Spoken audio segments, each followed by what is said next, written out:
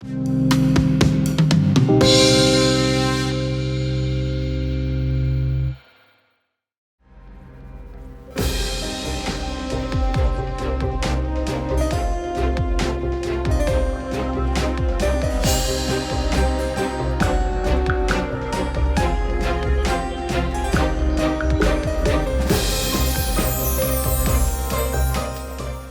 a todos, bienvenidos nuevamente a un nuevo ciclo del universo de los libros. Profesor Rivas, un gusto tenerlo nuevamente en este ciclo. Bueno, es un gusto volver a estar acá nuevamente en otro programa más de este ciclo, ¿no es cierto?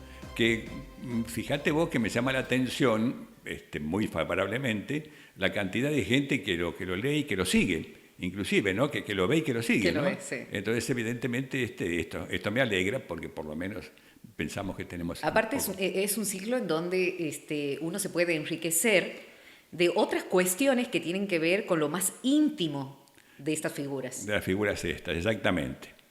Hoy, ¿con quién vamos a comenzar? Yo sé que es un novelista, un poeta, digamos, internacional. Novelista internacional, sí, exactamente. Vos lo dijiste muy bien. Vamos a hablar con quien puede ser considerado posiblemente el gran padre o iniciador de la novela, digamos, que va a ser contemporánea. ¿Por qué motivo te digo esto? Porque ahora cuando veamos un poco deteniéndonos en este personaje, él escribió a lo largo de su vida, y vivió de esto bien, ¿no es cierto? Vivió más bien, digamos, sobrevivió en con la novela como aventura, es decir, la vida como aventura. Me estoy refiriendo a Joseph Conrad. Joseph Conrad. ¿Que es su nombre original? Joseph Conrad era un polaco, hijo de un patriota polaco, que el nombre real era Józef Teodor Konrad Kornesiewski.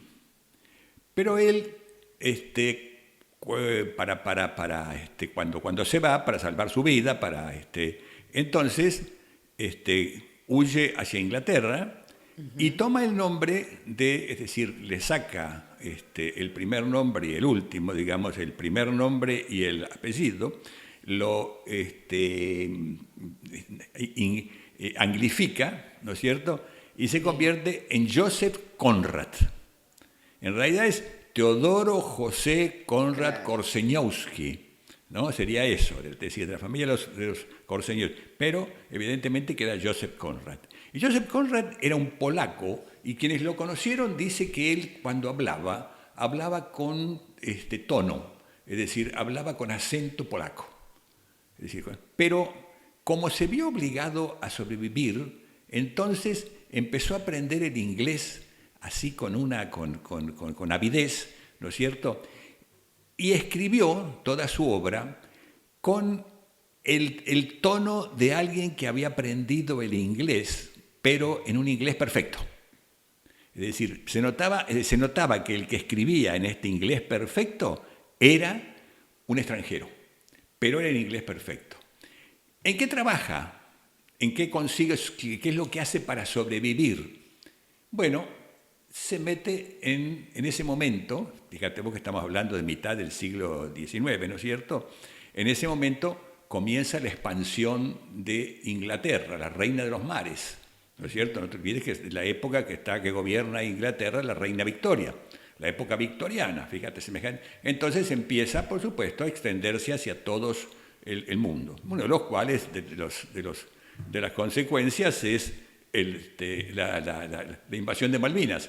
Evidentemente es una de las consecuencias, pero sí, Hong Kong, es decir, vos fijate cómo era este imperio inglés que tenía, por ejemplo, Hong Kong, es decir, era, digamos, en Asia, ¿no es cierto? El canal de Suez, ¿no es cierto? Que estaba, digamos, el paso, ¿no es cierto?, del Mediterráneo al Mar Rojo, ¿no es cierto? Las Malvinas, que era, por supuesto, todo el territorio, digamos, del sur del Atlántico, las Orcadas y las Georgias del sur, ¿no es cierto? Inclusive también la Antártida. Bueno, todo esto.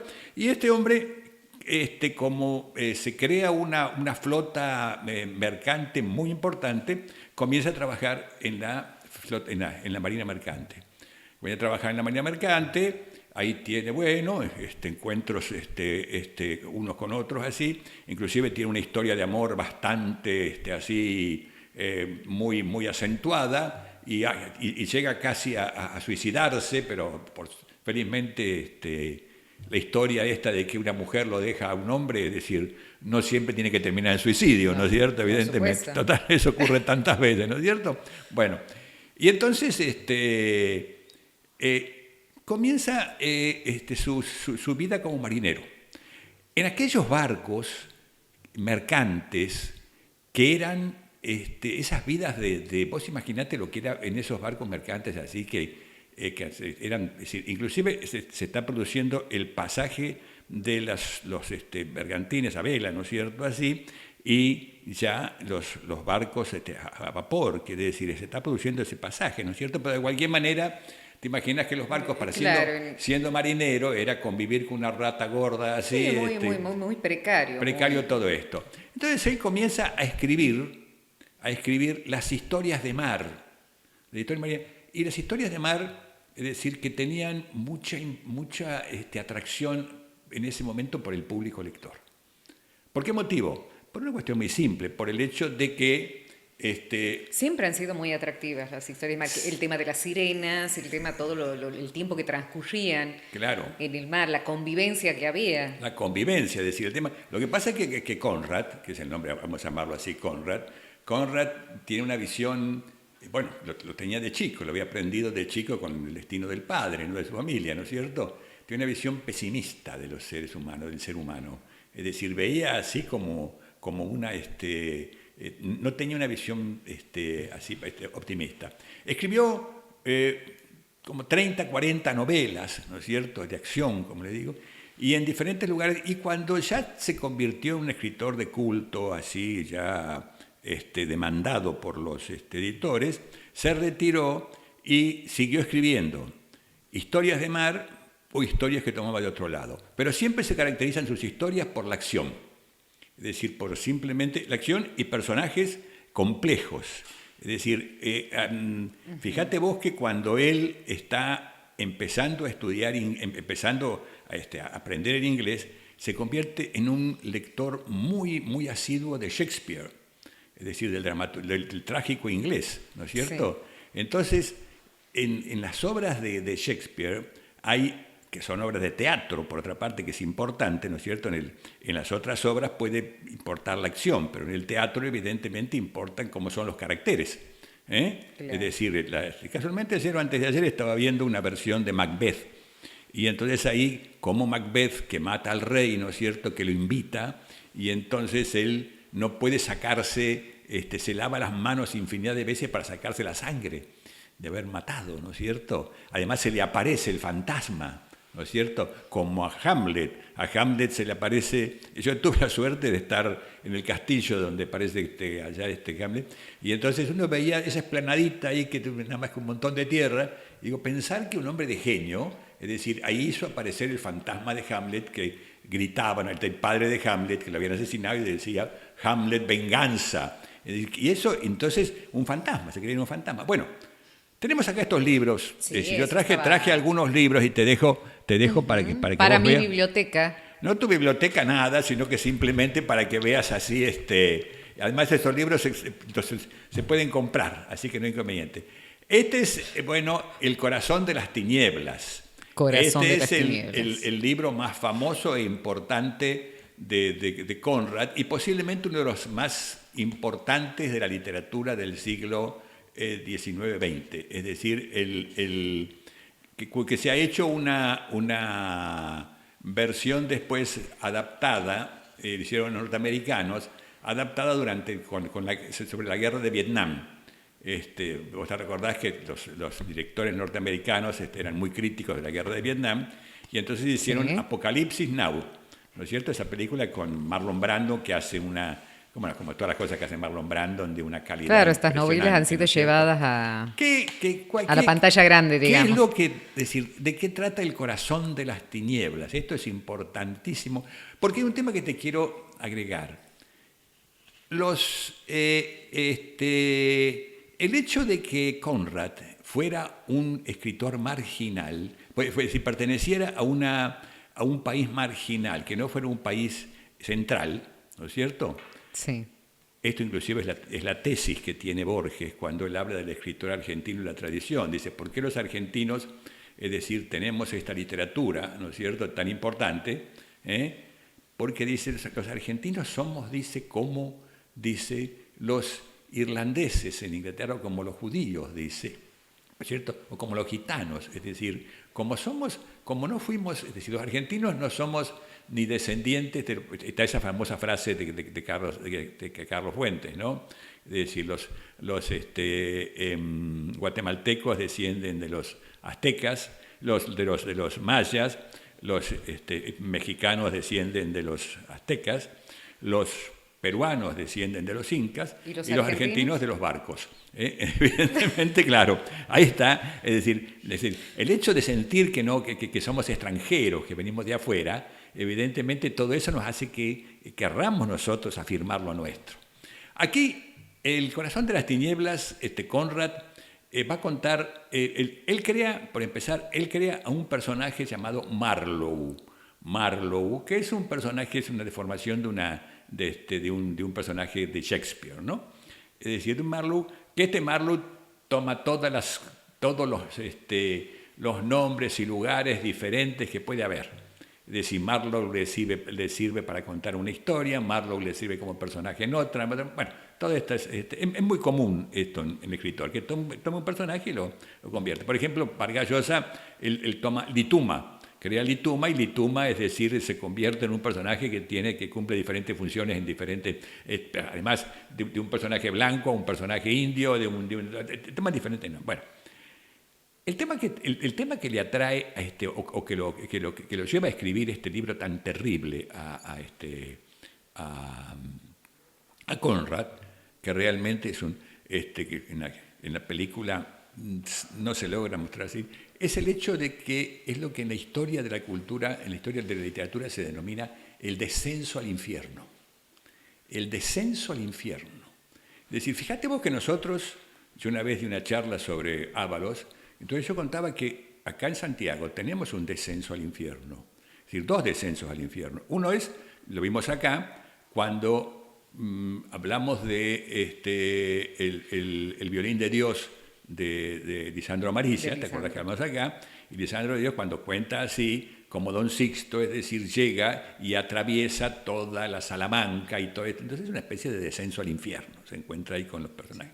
Y el otro descenso es cuando el maestro va con el padre de Junco y Junco herido, y entonces tiene que recorrer 70 kilómetros de tierra en un vendaval, es decir, con inundaciones, con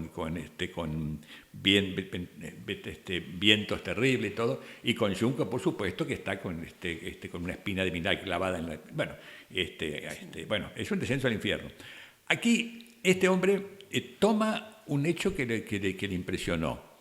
Es decir, Conrad viaja al Congo, ¿no? Es decir, hace ahí donde está, al final, así del Nilo, algo así, ¿saben ahí? Entonces, y permanece seis meses allá. 6 meses cumpliendo tareas así como de agente, esperando que el barco esté listo, todo. Sí. Y cuando está allá, entonces, él está en el Congo, y el Congo en ese momento, estamos hablando de mediados del siglo XIX, ¿no es cierto? Está gobernado, el Congo se llamaba cuando yo era chico, ¿no es cierto? Vos no, porque vos ya sos mucho más jovencita, se llamaba el Congo belga. Siempre hablamos así, el Congo belga. Y Congo es una palabra, por supuesto, africana, ¿no es cierto? El Congo belga.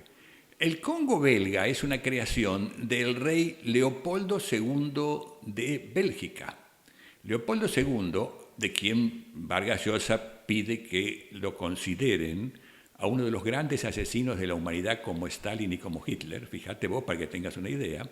Leopoldo II crea, inclusive en la película el Diamantes de Sangre, también aparece ahí cuando aparecen en un lugar así y encuentran a todos los chicos con el brazo cortado. Es decir, sí, muy trágico todo. Muy trágico esto, por el hecho de que, es decir, el rey, para que el rey belga, para que no tuvieran, para que supieran bien cómo era, cada 100 o cada 10, no sé, les hacía cortar un brazo. Para que vos tengas una idea de lo que significaba esto. ¿Y qué le interesaba? Le interesaba fundamentalmente la extracción de caucho y la extracción de marfil. Quiere decir, hicieron una matanza matanza indiscriminada de elefantes, cosa que un rey de España hace un tiempo, cuando iba a cazar elefantes, te das cuenta, ¿no es cierto? Conocías, pues. Bueno, y para sacarles el marfil. Con esto había creado una compañía que estaba allí, y esta compañía en el Congo, es decir, se había creado, es decir, era poderosísima, tanto es así que digamos, el espacio que ocupaba y el poder económico que tenía era mayor que el de Europa Occidental, para que vos tengas una idea. Mirá vos el poder que tenía, ¿no es cierto? Entonces él conoce allí las virtudes, ¿no es cierto?, del colonialismo y el imperialismo. Es decir, él se da cuenta lo terrible que es el colonialismo. Es decir, venir y tomar, ¿no es cierto?, en el caso los negros, ¿no es cierto?, y tomarlos como rehenes. Entonces, ¿qué es lo que cuenta la novela? La novela cuenta la historia de Sir Marlowe allá en el Támesis, es decir, en Inglaterra, en Londres. Le cuenta a sus amigos la historia de Kurtz, K-U-R-T-Z, de Kurtz, que era el gran comerciante de marfil que había en el Congo.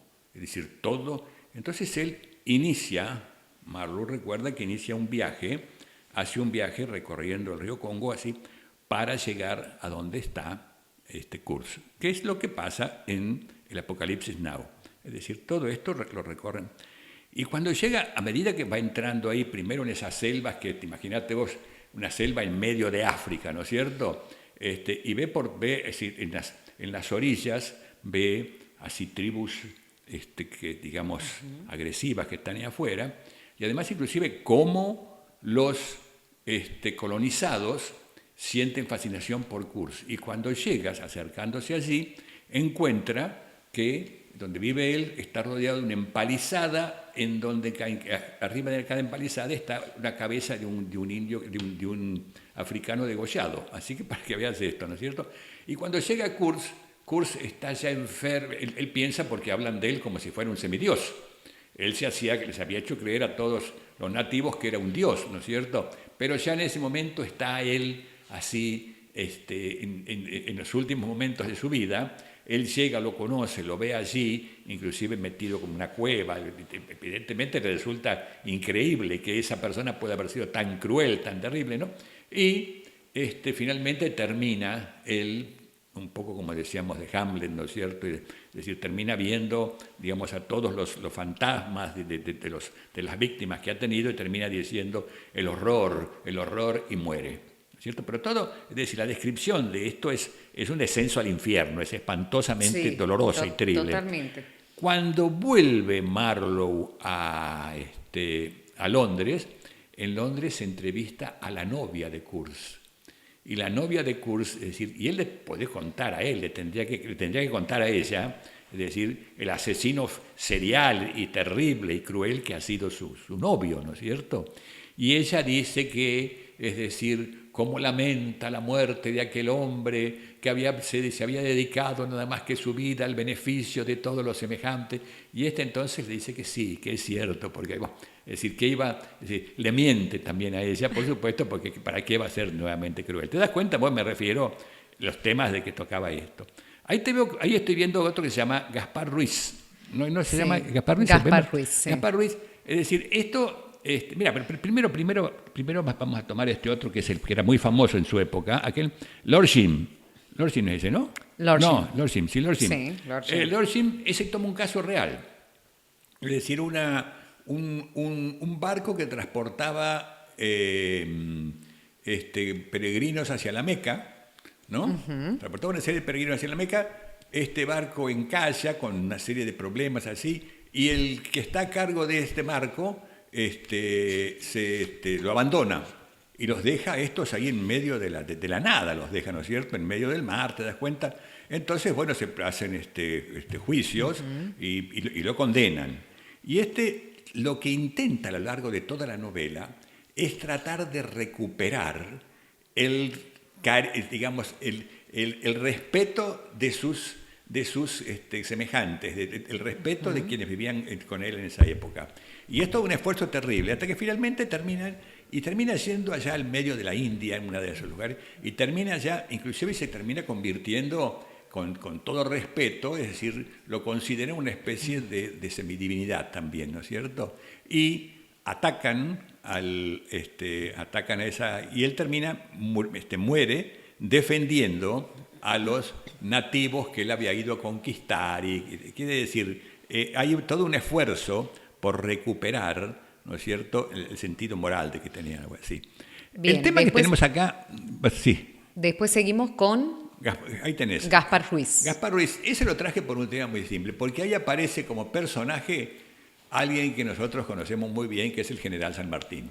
Es decir, a Conrad le fascina, le seduce, como a todos los europeos, ¿no es cierto? Le seduce la figura de San Martín.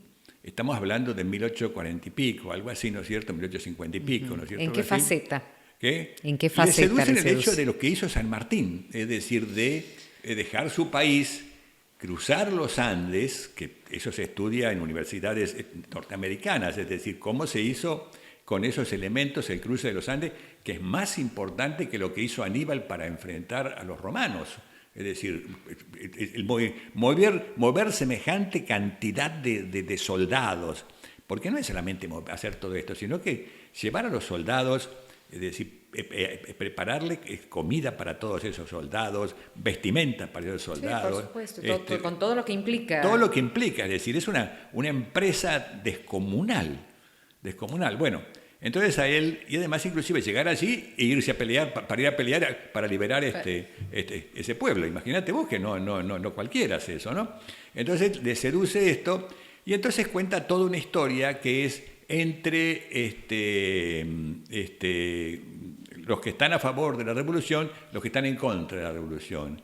En el caso de Gaspar Ruiz cumple, como los personajes de Conrad, cumple las dos funciones, es decir, el tema de la moral, ese tema que tan tomado de Shakespeare, de que el hombre no es alguien, digamos, de una sola pieza, sino que está compuesto por contradicciones internas, tremendas, ¿no es cierto? Decía Walt Whitman, soy enorme, contengo multitudes, decía. Es decir, ¿te das cuenta? El hombre está habitado por el demonio y por un ángel, es decir, y se pelean adentro de él. Y ese es el tema por el cual, digamos, permanece la obra de este hombre. En este caso, es decir, aparece un San Martín generoso que le perdona a él, que porque lo quieren, digamos, lo capturan como realista, quiere decir, obviamente tenía que fusilarlo,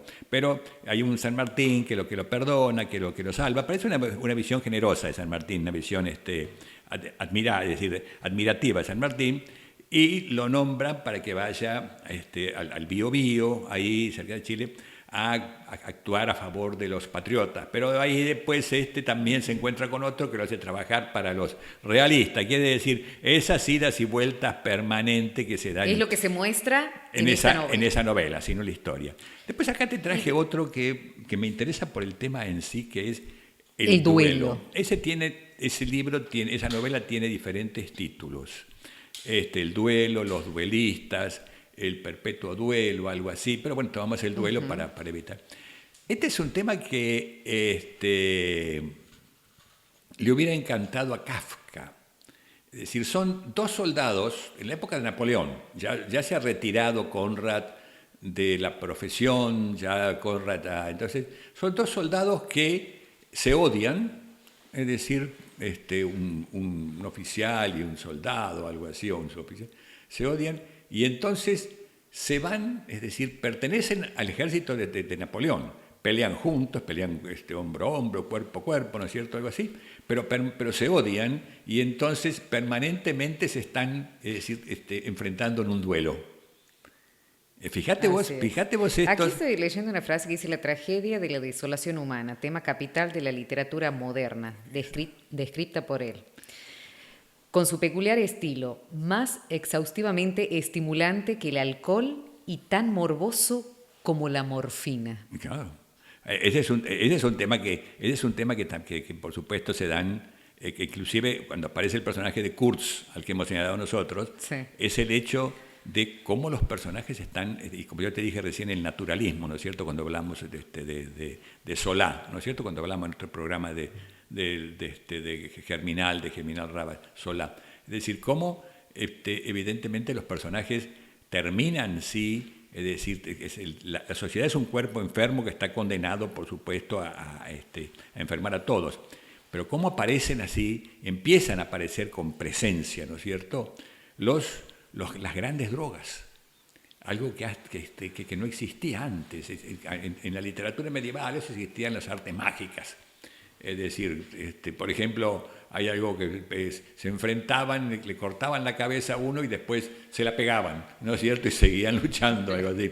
O si no, ves esos que bajan así y cortan por la mitad, lo abren por la mitad al enemigo y después pegan esas mitades. Y después, o si no, inclusive con las artes mágicas, ¿no es cierto?, cómo se iba recuperando y todo así. Pero cuando ya comienza a hacerse mucho más carnal y terrenal la literatura, comienzan a tocar temas así que son del día a día, evidentemente aparece, por supuesto, es decir, estos personajes, los personajes de Conrad, son personajes donde no entra, digamos, no hay un sentimiento religioso, no hay una creencia en el más allá. No, simplemente ellos creen en un mundo que es un mundo, es decir, un mundo condenado, donde el hombre ha sido lanzado a ese mundo para sufrir. Eso viene un poco que tiene un trasfondo calvinista, ¿no es cierto?, que pertenece, por supuesto, a este mundo de los antepasados de Conrad, ¿no es cierto?, esta idea de que el mundo es el peor lugar que te puede tocar para vivir. Pero que tenés que luchar, tenés que sobrevivir. Por supuesto. Y tenés que hacer todo esto, ¿no es Como cierto? se dice, hay que vivir la vida. Si estamos aquí, vivamos el ahora. Estamos hasta acá, a ver qué pasa y después. vivamos la vida. Así es, profesor. Muchísimas gracias por compartir. Bueno, hemos llegado hasta acá. Ha sido un gusto conversar, inclusive recordando a este hombre así genial, que es sí, que está acá, que lo vemos acá, sí, que es Conrad, que ya lo mostrarán después con más tranquilidad. Y su caricatura. Una caricatura de él, ¿no es cierto? Muchísimas gracias a vos. Ha sido un gusto. Gracias, profesor. Nosotros nos encontramos en la próxima con más Universo de los Libros.